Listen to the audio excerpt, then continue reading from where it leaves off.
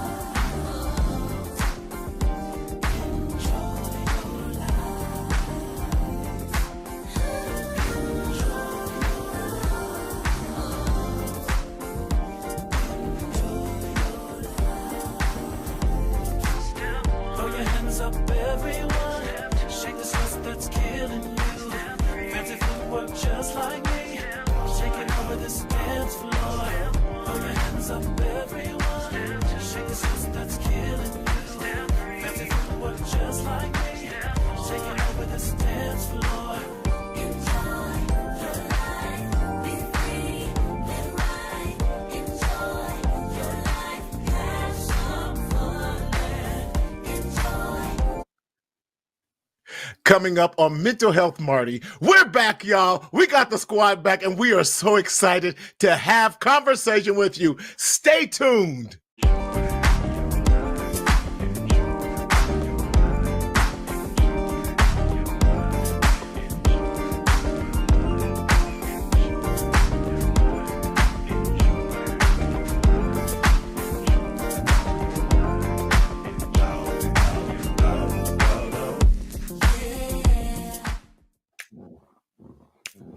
Hey, what's up, everybody? It's Martina Sellers, your host, your boy, coming to you live from Southern California, where the sun is always shining. And listen, y'all, welcome to the first show of the new year, and it is also Black History Month, and we are so excited. I'm so glad that you're with us. Listen, I needed to take some time off just to recalibrate, regroup, and refresh, but we are so glad that you are here. Oh my goodness. Please give us thumbs up. Let us know that you're out there. Put a text. What's up, everybody? What's up? What's up? What's up?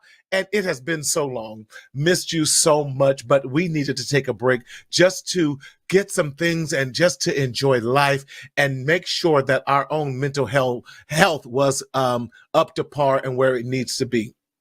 So listen, it's okay to say that you're not okay, and it's okay to take a break sometimes just to recalibrate, but know that we have missed you, I have missed you, and we are so glad that you have joined us on today. Now, if this is your first time joining us on the Mental Health Marty Show, I don't know how, but listen, we welcome all first-time visitors, like we at church, all first-time people who's on the show just to say hello and all that, but let me remind you what the purpose of Mental Health Marty is all about. Mental Health Marty is intended as a psychoeducational tool and a psychoeducational tool only. It is not a substitute for any type of medical or psychological meetings that you might have. So don't say I watch the show and you don't go to the doctor or see your therapist or your psychologist or your psychiatrist. Some of us need to see a psychiatrist. Amen, saints. But we want to definitely to empower you so that you have the necessary tools to walk through this whole journey called life and do it with great success. However, if you are experiencing any type of medical emergency or psychiatric emergency, please go to your nearest urgent care, or dial 988, which is the medical and the psychological emergency national helpline. So we're so glad that you are with us today. And it's just good to be back on this. Wow. Like I said, I've missed you guys so much, but I have been busy. And we're so excited to share with you this new season in 2024.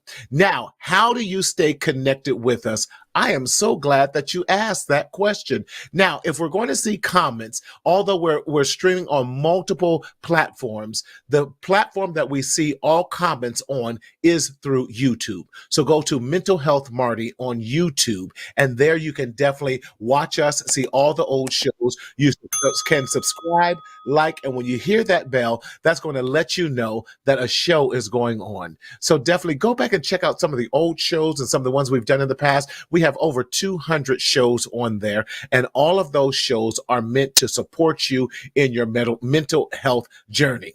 So it is the first of the month, and we definitely want to talk about all things cultural in those regards. We're going to talk about Black community, Black culture, Black church, Black Christ, just Black health, Black wellness, all those things. And I want to say happy Black History Month to everyone. Listen, although Black History Month is only celebrated in the month of February, although it is the shortest month, we have chosen that month. I did some more research on that because Black History Month started off as a week and then went into the month. But Black History Month is not just in February.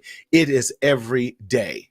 I am Black history because I am alive, I am well, and I am passionate about doing the work in our community. So if any of those things meet your criteria as well, not only am I Black history, but you are Black history as well. So we are so excited about that. But listen, I don't do this first show of every month on my own. I have 3 other amazing co-hosts with me. We're going to do the show live one day, and all 4 of us be together just like they do on The View and everything else. But I am so excited to bring on none other than the queen herself, the Reverend Dr. MarQuerita Story. Dr. Story, how are you? I am amazing. I am so glad that we are together. Happy New Year. Happy Black History Month. It done been so long. I don't know if you know I had a baby since the last time we was together. I'm joking. It done been so long since we've been together. You like you had a baby. Right. Wait a minute. I just saw you not in January. My worst dream. That was a quick baby. Honey, and we call him Bart. Yeah. Right. I don't know. Dr. Story, I just miss you. You're looking awfully fabulous. I miss you too. You're looking so good. Look at you. Come on, representing Black history. Our queen. Honey, yes, I plastered it all over my skin, and if it couldn't come through my skin, I made sure I put some skin on top of my skin. Honey, got on the shirt, baby. That's got it on there as well. Yes. I'm so grateful to be here. I love this time that we have together. I love all of those that join us each and every time. And Bishop that's with us, and even Rob. This is like the best team. One of the sharpest and smartest groups of individuals I've ever met in my life. And so this time is a time that I enjoy being together. And I'm so grateful to God for you who have assembled us together and ensure that we keep this thing moving on. So I love you, and my hat's off to you, my brother. Likewise. Well, it's never a dull moment. And we're going to bring on the bishop himself, all the way from the dirty South in Houston, none other than Bishop Shon Stewart. Well, good evening, family. It is an honor to see each and every one of you on today. Really, you know, you had a whole baby. I need a meeting immediately. There are a few questions, and I'm just going to own. I'm not a prophet. I'm an intercessor, but I've got a few questions. Somebody gonna have to answer me on. Somebody lying. Is that what you say? Yes, somebody and they lying good. They lying good too. And I want to. I just want to shake their hand. I just want to shake their hand, because if you pull that off, then the timeline don't make sense, Marty. I'm gonna just own it for the rest of it. The timeline don't make. Where's my brother? Get Junior on here. Bring him on. I need to know. Rob, my brother from the same mother. Rob, fellas, come on and join us, Rob. Come on, Rob. Because you need to. Now, Rob, what up? I'm here. I'm in the building. I'm in the building. Did you know about this baby? No. I had no idea. It's shocking all of us. Yeah, it's shocking all of us right now. I'm making a note on this. It's Black history. It's Black. Yeah, it is. That's why I'm making a note on this envelope instead of in my journal. Miracles, wonders. It's just immediate signs. So many things. Listen, like we were away from each other too long, and so I just want you to know something happened. And so, and maybe it was for shock effect. Man. Are you shocked? There's been a few times in my 50 years, Rob, that I have been searching for words. Today is the second time in my life. Yeah, this is the second time that I have. It's understandable. It's understandable. She's just dropping babies like it's nothing. Baby, like it's dropping them. Like it's, man, she dropping like a fat man sitting in a sauna. I mean, Jesus. She perspired. You can tell. Well, we know. We have not. Well, we know the baby gonna be healthy.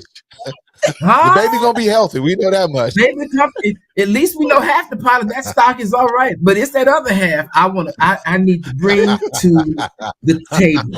I can't hear nobody talking to me, baby. Listen, if this is what Common Part does for us, then we should never be a part of it. This is the type of show. I missed you guys so much, and it's so good to see each and every one of you. I really did. Yes. We got to get all of us in person. He's still on the baby. We moving on. Bishop. Where's my where I need one of my pills because somebody I need to take something. She baby I don't know what I need something because it don't make sense, Rob. It just Rob throwed off over there too. He don't even want to talk about it though. And I think I'm lost for words as well. I'm lost for words as well. Listen, how you doing over yonder, Rob? It's so good to see you. Got your pen? We got him. We got him in the building. Yes, we got him all. We got him all. Okay, great. I just checked the record. Yeah, I had to write down the Bishop, baby. Can I celebrate my brother? I love my brother. Because tell us about him. He just got finished with his year of basketball with the his which was you teaching the freshman sophomore boys basketball. Yeah, Keller High School.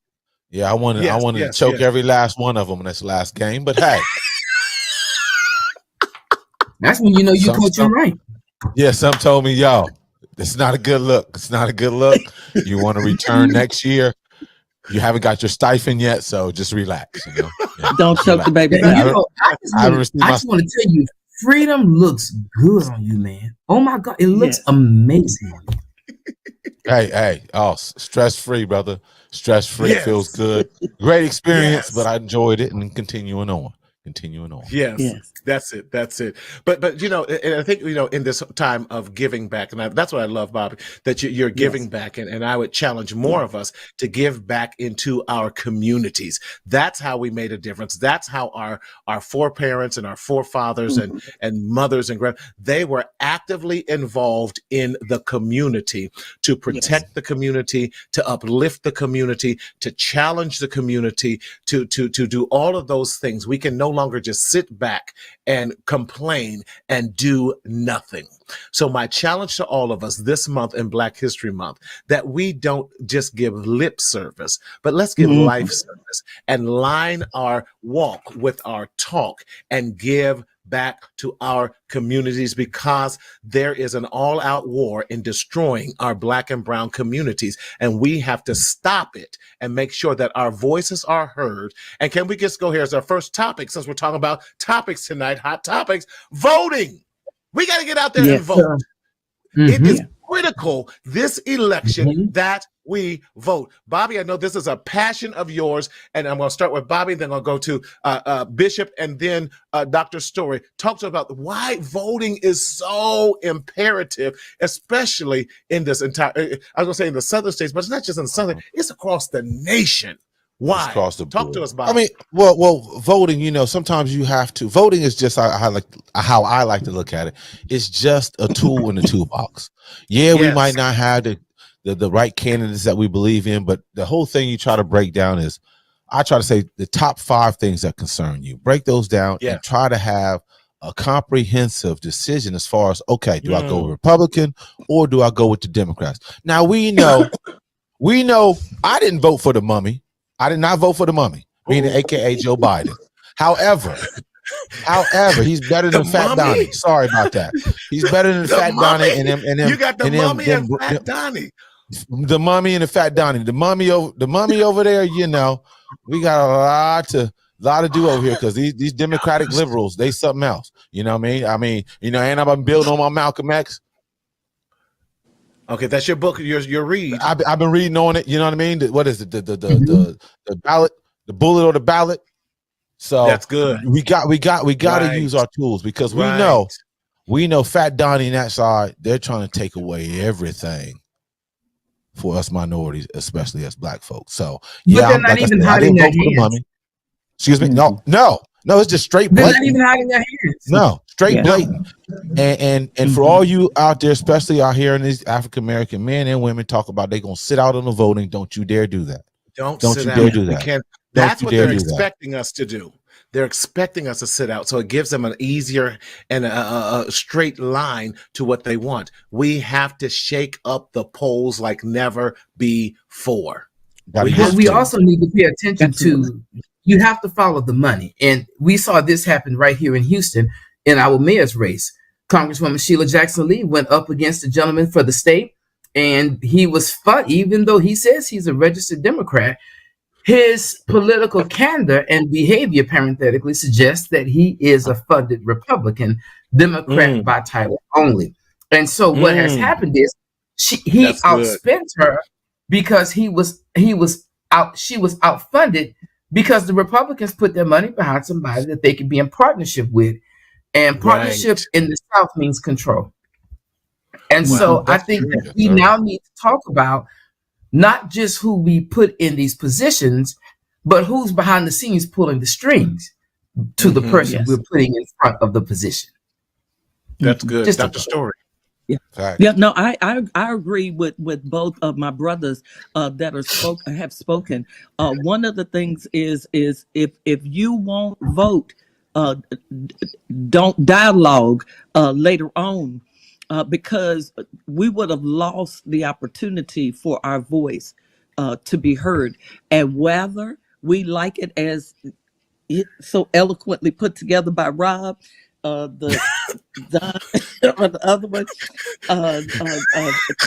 Mommy and Fat Donnie. The mummy. Okay, right. But with this voting piece, there has been scuttlebutt out there that potentially Michelle Obama still had the capacity to run. Yes. And that many had been talking to her and all of that. And so that's one of the things I think some people are hoping and waiting for. However, I know there's a timer on being able to even say that you're running, even if it's not under the guise of Democrat and Republican. However, we need to speak, but more so, we need to speak. And Rob, you're always saying this. On our local level, we act like the presidency has the most power. But Rob, you've always pushed and pressed us about those local elections. And so even now, I don't know if you want to speak to that, but even now they're here. Yes, definitely. I mean, well, it's just like the presidency. That's like the Super Bowl, all the flash, all the sexiness of the voting. But the whole thing is, it starts at the local, starts at the state and federal. So you have to start at your local, then go to your county, state, federally. You have to, because we have to pay attention not only to our DAs. We got to worry about who our mayor is. That's the police force. You have to worry about DA. You know how they like to lock us up. We definitely got to pay attention to our district attorneys, judges. No question about the judges. So I think we get caught up into the Super Bowl, meaning every 4 years, but the whole thing is we got to pay attention to is the local voting, not only every 4 years but every 2 years. I agree with that, because you got to know what's going on in your community, and with that, my mayor, she has my cell phone number, and she called me. I was like, Mayor Warren, how'd you get my number? Oh, I got it. I'm like, okay, I see. But it's good that you can have those relationships, because you need to know. I totally agree with you, how police are being funded. And no one is talking about really the defunding of police, where we're talking about the realignment so that we are doing things properly. We know we need the police. We are the first ones that we're not talking about get rid of the police. There would be chaos without them. But we want to realign. Yeah, like you said with the realignment, because they didn't killed the word talk about defunding police. That's all you hear. That that's the same thing as the DEI and yes, sir. It's the same thing. What I can't even think of. I can't even think of it. The learning critical race theory. Critical race theory. It's right up there with that. So we got to finesse the game. Same thing. How they always talk about quote unquote that they put us out, that they chase after us, even after we've done our research, done our work, we've been published. The only thing that they can taint us with is a plagiarism allegation that if it had existed, then my content chair would have caught it in the midst of my dissertation writing, and I never would have made it through my dissertation defense if I was plagiarizing. Are you talking about Harvard? Are you talking? Is this a Harvard? Are we? I'm isolated to Harvard, but my scope is a little bit broader because when we as African Americans get in positions of leadership, of hierarchy leadership, when people who do not agree with us, be it in our socialism, sexism, outreach connections, if you don't like something that I do politically, then what you will do is attack something with half of a story, produce a whole lie, and then expect a full court press on it. Then when you bring it down to its merits, what you really find out is that it's not even smokes and guns, it's just flat lies. Because you cannot defend a dissertation through content with a content chair and it not be correct. You cannot. So then when you get to the place of defense, even now they've got systems in place. Before ChatGPT came out, they had systems in place where we could verify if you plagiarize something, if you didn't put the right footnote. So for them to even allege, now on the Harvard thing, that is plagiarism, just say that you don't like a Black gay woman in leadership telling white boys and white girls what to do, even though she earned her rank, she proved her dissertation, and then she did what you couldn't do. She went public and called you out for what you were doing. And guess what happened? He doubled down and didn't care. Right. But that's always been the double standard in that regard, and we have to make sure that we're not above. I'm tired of us always having to be above reproach and going farther and doing that extra mile than everyone else. But we have to come back also and support genuine good leaders like that, so that we not you're not going to treat our people, you're not going to treat our leaders in such a way and not have to answer to us as a community as a result of that as well. But I also believe with her, though, there was a noble act on her part, because she was tired of them trying to defame her, that she didn't want what they were going after to be lost, because they were trying to make her the focal point. Because y'all know they will come after us so that we will lose the policy and polity that they were trying to go after. And now all we're talking about is her, and not the reason why she found herself in that place, attempting to support what the not only academia was attempting to do, but what our nation says about free speech and all of the rest of it. And that has been tough. And they've done a great job of helping us to lose what they were going after and just merely look at her and her character. Absolutely. And it's not and just as you said, Bishop, it was merely an allegation. And so because I think I talk to Marty about this all the time, we're in this cancel culture. So all I got to do is make allegations that you've done something, and that's all I need to defame you. Is an allegation. I don't need it to be true. I don't need it to be true. The truth actually hurts the allegation if we were to tell it. Absolutely. The truth actually murders the allegation, because then let's go a little further. Then let's come off the graves of Harvard and let's go to the pulpit of the convention, the Reverend Dr. Gina Stewart. All right. Now, all right. Well, yeah, because we can't blame one culture and one group and not hold our own equally as liable and responsible. Y'all know Because I can I go just on a rant, so I'm gonna give y'all the opportunity to talk. Because then we're gonna turn it here over is to the my Reverend one Dr. thing. MarQuerita. Yeah, let's hear from her first, and then I'll just push the broom and clean up the rest. Okay, Yes, sounds good. Dr. Story, give her a solo spot.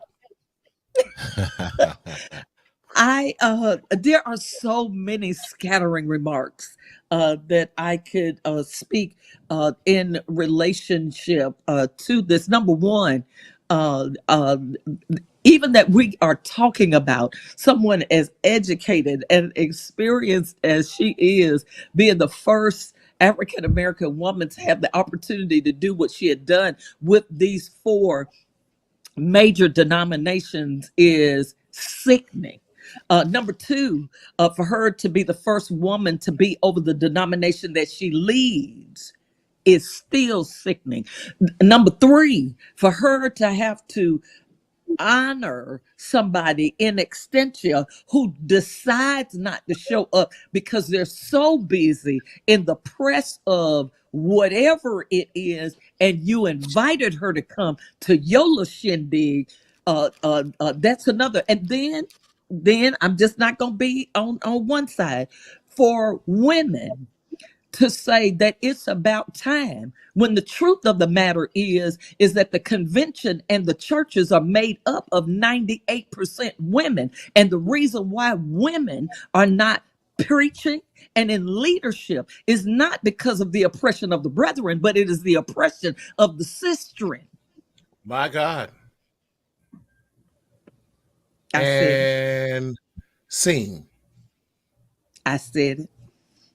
Mm-hmm. But it is still misogynistic in the church and still in the It black is. church. Just in the And church. you know Period. what is what's tragic about this whole litany of a conversation is that if the church really is a hospital, and just an analogy, if you will, if the church really is a hospital for those that are in need of care, per se, when you go to the hospital and you are in the middle of a heart attack, a stroke, you've been in a car wreck, do you really care that the woman that's going to save your life is Christian, a woman, a Muslim, a Hindu, if she is transgender, if he or she is gay? Do you really care at the moment of your pain that the person that's going to save your life doesn't meet up with your, per se, political qualifications of their gender? Or are you going to let them save your life? When I look at the church, we have been playing this game of women can't preach, even though they have earned doctorates, not DDs. Let's just get there. They have earned masters. They have earned bachelors. Dr. Faye Gwynn was one of my heroes in the faith. And Dr. Gwynn would always say, I had to get my education to confirm my stabilization. I'm a firm believer that until we learn to appreciate women for the gift and the glory and the anointing that's on their life, we will always miss the miracle of manifestation in this dispensation. Dr. Stewart, I agree. Dr. Stewart, what she did theologically in her preaching was sound. What she did historically was 50 years late. Yes. So for those who may not know what happened, because I think we need to bring it into context, because I think there's a lot of people who might be joining us. No, I'm going to have you, Bishop, to bring us up to this the controversy that surrounds Dr. Stewart, Gina Stewart herself. All right. But I'm going to let Dr. Story kick us off, and then I'm going to come behind her again. Okay. Well, number one, this was a historic time where the four Baptist denominations were coming together. They were in Nashville. The extension of the invitation went to Dr. Gina Stewart from the National Baptist Convention USA Incorporated for her to be able to speak at this historic time. Which is huge. It was huge. Only one other time had they all come together before. And so then this was definitely historic for her to be extended this particular opportunity.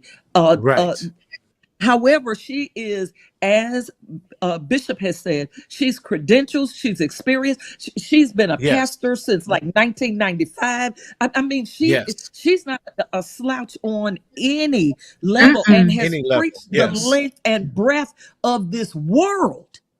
Now that's the other part of it. So it's not in question to whether or not she can, because she done already answered that question. But the door opening for a woman to be on that particular platform, it is definitely late. And she is over Lot Carey, which is a denomination of its own. And she is the president of it as well. And so it's not like they extended it to a pastor. It was to another president as well. And so historically, she has done some incredible things. She's matriculated through the halls of academia. Her paper is not on tissue paper. It's on parchment. I mean, she done did what she had to do. And she preached a solid word. However, on the back end, her message ended up missing after it was the most viewed anything that has ever occurred in the history of any of those denominations. It was the most viewed, and it came up missing, and they blamed Meta, Facebook, for the removal of it. And then once people said something, then it showed up. It was like a modern day miracle. It came back. And so they were able to get it. Suddenly. All of a sudden, honey, they just called that little boy and told him to find the video, and they found it and put it right on back up. Little boy. I mean, he's a young man. He's a young man that owns Meta. Anyway, but for me, there have been women saying, "Oh, she was done wrong. She was done wrong by the brethren." And the only reason why I'm making sure I put a pin here is because I get it. Everybody say it's misogynistic, but if you're only 2%, baby, you ain't got as much power as you think you have. Right.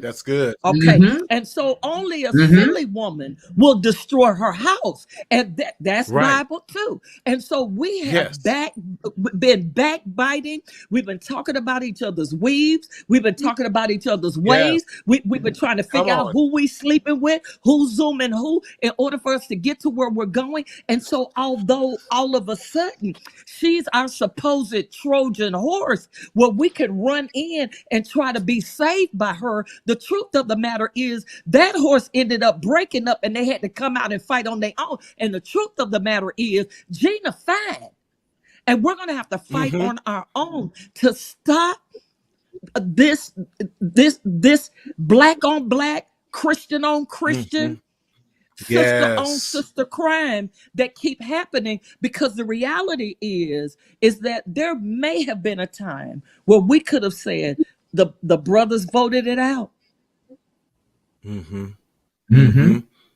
That's right now, to we got way too many women, and this topic is hot because we're gonna blame y'all, but we're responsible equally. That's good. That's good. That's good. And Christian cannibalization is happening across all races of church. It is not just in the black church. The Christian cannibalization. We're eating our own. They breaking it down. The Bibles are in full effect right now. We are eating our own. We are devouring our own. We're not even sacrificing for the benefit of Christ. We're sacrificing for the benefit of authority. We're sacrificing for the benefit of power. We're sacrificing because we want to prove that we can be what we are not. We want to prove that we can pay our way out of instead of earn our way up. There is no such thing as an anointing without an accountability. Ooh. And Doc, you're talking good. And holiness, and my Pentecostal preacher is gonna put me out. Holiness without wholeness is witchcraft. We have got to stop telling people, go get delivered. What does that look like? When you send them to the hospital, they have a way of figuring out if this is your kidneys, your liver, your spleen.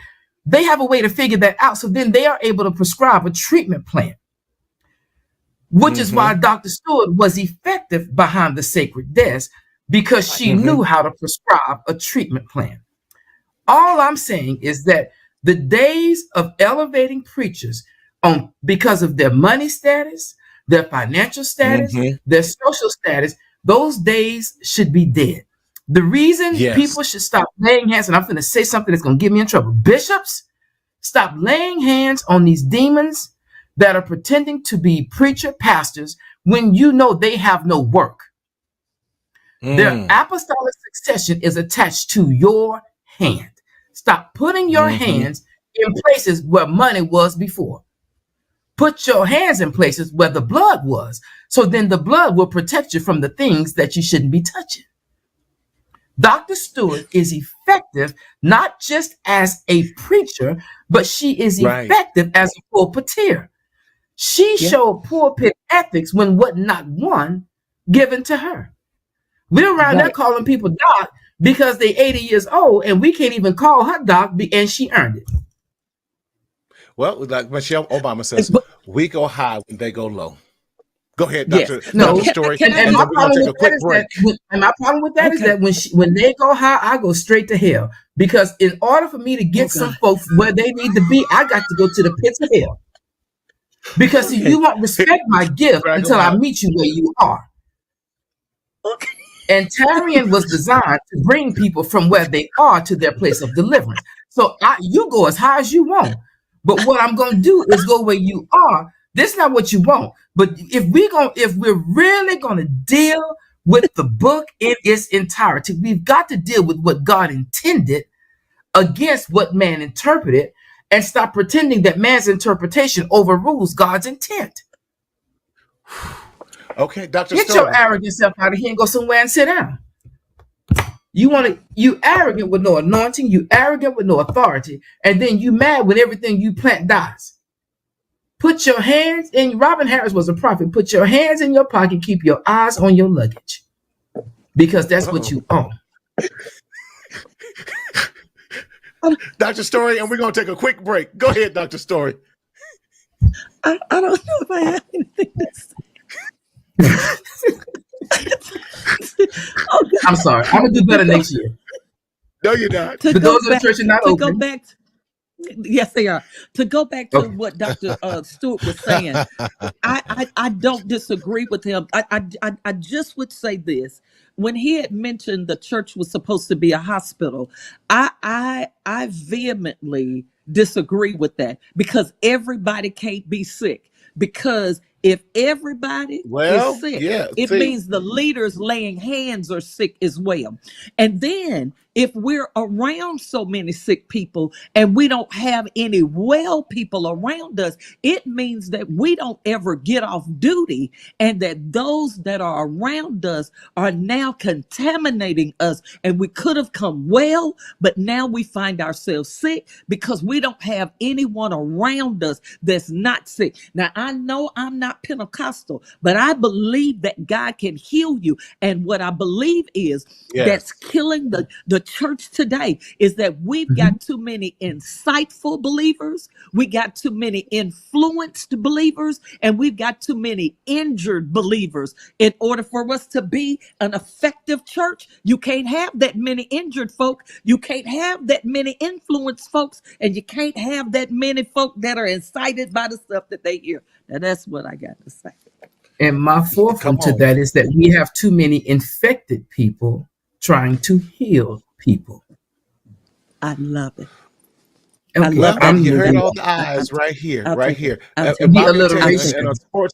On a sports team, you can't have the whole team can't be injured in order for us to win the game. And on that note, we're going to just stay tuned as we take a quick 30-second commercial break, and we'll be right back with you. Hello, everyone. My name is Martina Sellers, your mental health hygienist, and I want to encourage you to go purchase my book, Chris is Sad. This book explores the dynamics and the family dynamics of divorce from a child's perspective. So when you're struggling with having that conversation, this book will help you. It explores all the difficulties and the challenges to make sure that children know divorce is not really about them, that we as parents still love them, and that they still can have their best life. So check me out on Amazon or on my website at www.mentalhealthmarty.com.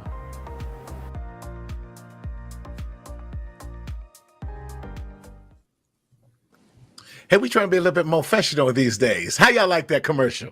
Well, you know, I like the pictures on the wall. Listen, see the pictures on the wall. yeah, listen.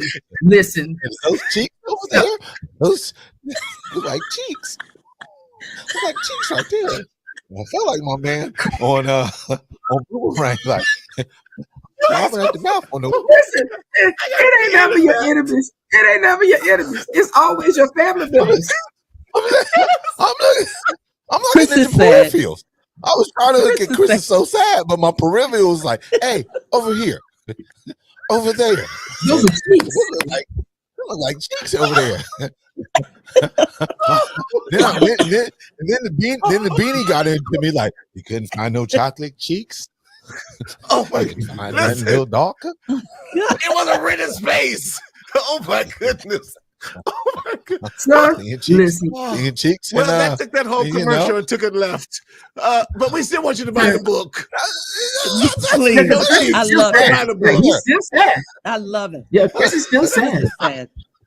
Yeah, he will pick Chris up. Wow. Pick Chris up. But now, speaking of the word sad, I would love to hear your thoughts about the lady E. Jean Carroll and her $83 million.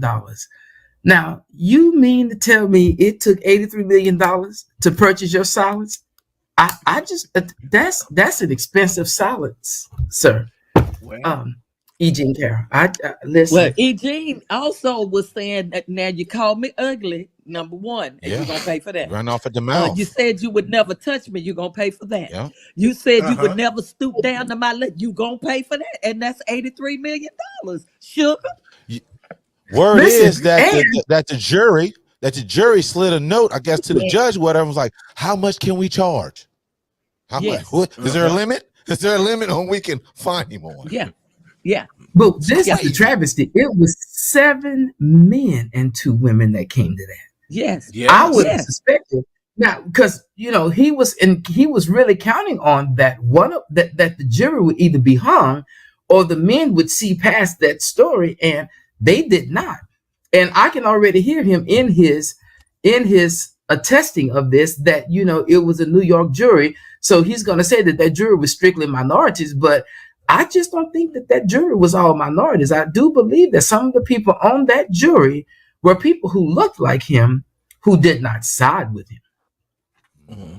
I agree, but he had already been found guilty, baby. This is the how much you pay stage. You've already been found guilty. Stop acting like you came in here innocent. We was always coming in here to find out how much you was going to pay. That's what you was here for, sugar. We wasn't trying to retry this. You had already been convicted of this, sugar. Yeah. Ask your attorney. And can't be quiet. Ask your attorney.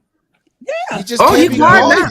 No, if he ain't heard nothing else, he gagging now. He's not quiet. He's gagging. Baby, she applied a hefty case of shut up juice across that mouth. You hear what I'm saying? But the one that was killing me. The one is killing me. What's her, Fanny? Is it Fanny? Fanny? What's her name? Fanny Willis out there in Atlanta, Georgia, with the RICO case. Now, oh my gosh, she made me so mad. Why y'all mad at her? Charges, but not smart enough to pick a man right. Like, oh my God.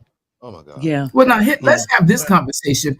As much as we're hearing this, it would do you some good to print out that document, because what you will find out is that he had already left home almost 4 months prior to him ever starting to talk to her. So they had already agreed that the marriage was irreconcilable. They had already agreed that they were going to divorce. He agreed to let her keep the house, and he moved out 4 months prior to the filing. She admitted to that and agreed to no contest of any part of this thing. Now, all of a sudden, after he left and he started dating her, or that the engagement of the contract went in place, all of a sudden now you're missing money. That money can't be in play if it wasn't in play before you signed the agreement to separate. Like, I don't get. Now, should they have been sleeping together? I do think that there is a question on the table about that. However, I do think that the ex-wife is in bed with those other politicians, and Ray Charles told Stevie Wonder that he saw them together meeting about it. I do think that some accountability is due, but it does not change the facts of the case that Trump did engage in a RICO case. He did engage in that level of outcome. And so now, my push to Atlanta would be, or to the DA, get you another lawyer to fight that for you and stay focused on your job. You don't have nowhere to go, and there is nobody who can pick up your work and run with it. So unless they can create an issue, which they have not been able to do, because if they had a smoking gun, they'd have fired that gun on day one. They had to go find this. They had to go dig for this. They had to go. And you can't tell me. She has to be aware of that, though. It has to be aware of that. You can't put your boo in on that. You can't put your boo in. You have to understand that they're going to do it. You're going to have to understand that they're going to dig. It's opposition research. I'm not mad at them for doing it. I am a little perturbed that she thought that it wouldn't merit a conversation. This whole move, because of who she's prosecuting, she's in a red state under a red Republican. That's the point. To his defense, has not always agreed with everything Trump did. He has always come down on what was best for Georgia, and he didn't always agree with Trump. But on this, I think that she might catch a lash or two because of how far out of reach it is within the confines of her job description. The ethics that she has to uphold. You don't put your boo in on that. Like you don't put your boo in on an RFP and act like they making money and then you go run for president. Like, you can't do that. And that's job 101. And then this can't be between me and you. If me and you are together, it ain't between me and you. It's between me, you, and doggone everybody we're connected to and the work that we do. Shon, you know, myself, Martinez, Rob, who we are. Baby, somebody gonna find us, see us, and say something salacious about. And even if they don't do it now, because we live in this cancel culture, we gonna cancel you out when you try to act like ain't nothing going on. I'm gonna hold it till I need it. And that's exactly what they did to that girl, because there is never any way to hide a relationship with anybody. That's just like I told y'all early on that I had a baby. Y'all trying to act like it's impossible for me to have a baby. I can't. Nepotism. That's what we use. Nepotism. Bingo. It is not impossible for you to have a baby, beloved. That's not what we're saying. I mean, that quick. It's impossible. Yeah, that quick. Now hard. You're talking good now. I'll just send the record. You'll know. Yeah, I don't want no record of that. So as we're about to wrap up to a close, because we'll go on this politics and everything. It's Black History Month, and it really is. What's one thing, and we'll go to each of that we can do that to make a positive impact in our communities as we're talking about Black History and Black History Month? I'm gonna start with you, Rob. What's going on? What can we do differently? What I always say: buy black. Understand that we need to stop to be consumers. We need to depend on each other. It's out there now. There's research. Come on, people. If you need a Louis, there's a black fashion designer out there, probably got the same type of quality of a Louis. Look for them. Stop. We giving them paychecks. They don't give a damn about us. We need to start spending our dollars with ourselves. Come on. It's time. It's time. So continue to do it. Phone is ringing. We have to continue to do it. That's probably mine upstairs that I haven't figured out where I laid it. I do apologize. Okay, that's okay. You're good. Put the thumbs down. Put the thumbs down up there. Who did?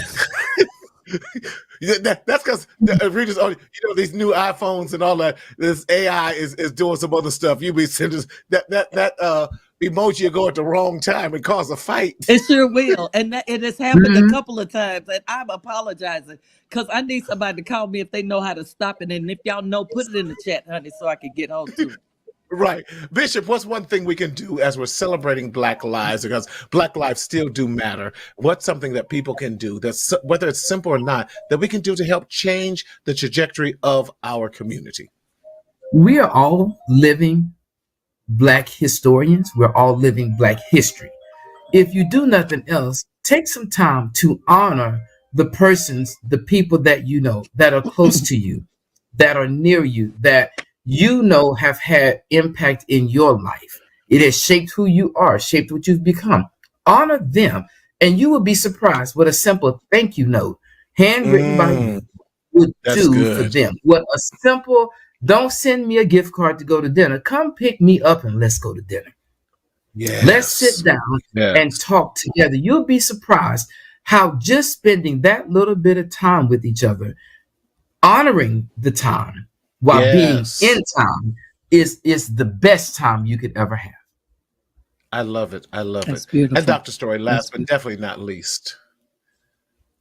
I guess as you're saying that, one of the profound things that I have the honor of doing is serving at a historically African-American church where they hid slaves. It was initially a Mennonite church, and now I'm the first female preacher to be there and pastor. Amen. And it is ensuring that our story continues to go on, and the legacy of ensuring that people are able to live free emotionally and psychologically and spiritually is the work that I'm trying to continue, and ensuring that the next generation has a hold of the story of the place that we call our worship center.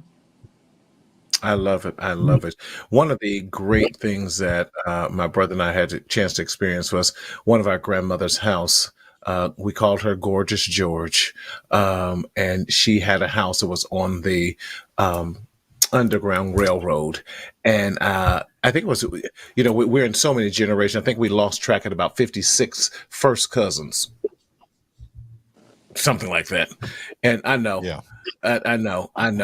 And so they were in there playing, and I think it was in the back, back of grandma's closet and stuff. And they noticed this little crawl space, and they got back there, and it was a whole nother room.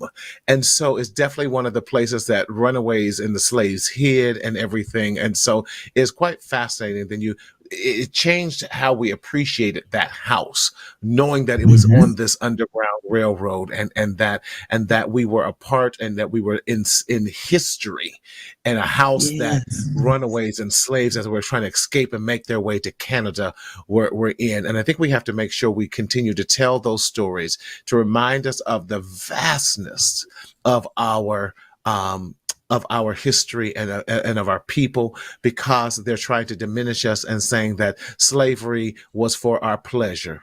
That's a lie. They're trying, and that you benefited from it. That we benefited from it. Well, we're still waiting on our 40 acres and a mule. I want to make acres on a mule, but just give me my money. Well, I need some acres, and don't give me acres in Alaska or somewhere where I can't use it. But that's you listening. Yes.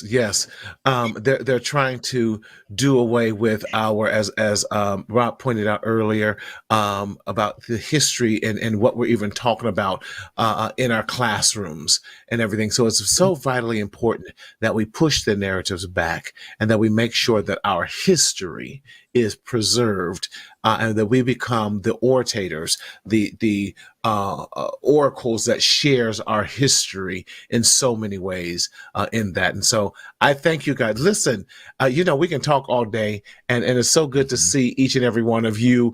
We got to plan a time in the summer that we're going to do this live, and we're sitting around the table having some coffee. We'll have some bourbon for you, Bobby, and definitely no. Coffee's good. Coffee's good. That's right. Coffee. Okay. Some coffee. and just have a no sugar, time. No cream. No sugar, no cream. Heavy D reference. Shout out to our ancestor, Heavy D. It was. It was. I knew what that was, and I wasn't going to touch it. Yeah. I was like, that's cool. Joining us. And we never want you to forget you can still be a part of us. Again, please hit that like and share and a button and everything. But we want to also remind you about staying connected with us. Now, if you're we don't want you to miss out, looking for support and what that looks like. We want to share with you just some basic mental health resources. Listen, if you are in crisis, you can type crisis to 741-741. You can definitely reach out to Psychology Today. Therapy for Black men is definitely one of the top 5 therapy references for Black people in the nation. Good Therapy, marcelwc.com, or the national helpline at 988. And then also, we want you to also check out our website at mentalhealthmarty.com for some merch as it is getting cold out there. Definitely get along with that hoodie and some of the other merchandise that we have on there. So that you can stay connected with everything we do. That's it. Black mental health matters, especially during this time of Black history. We want you to definitely get the hoodie, the t-shirt, add to your collection. And it is such great quality that you'll get with that as well. And as we talked about, Stop the Stinking Thinking journal. We want you definitely to get that journal. It's going to help you in your walk as you're charting those things in life. So in this journey called life, we don't want you to continue to secretly suffer in silence in the shadow of shame, but we definitely want you to speak up, speak out, and live, because the best is still yet to come. We'll see you next week. Take care and God bless.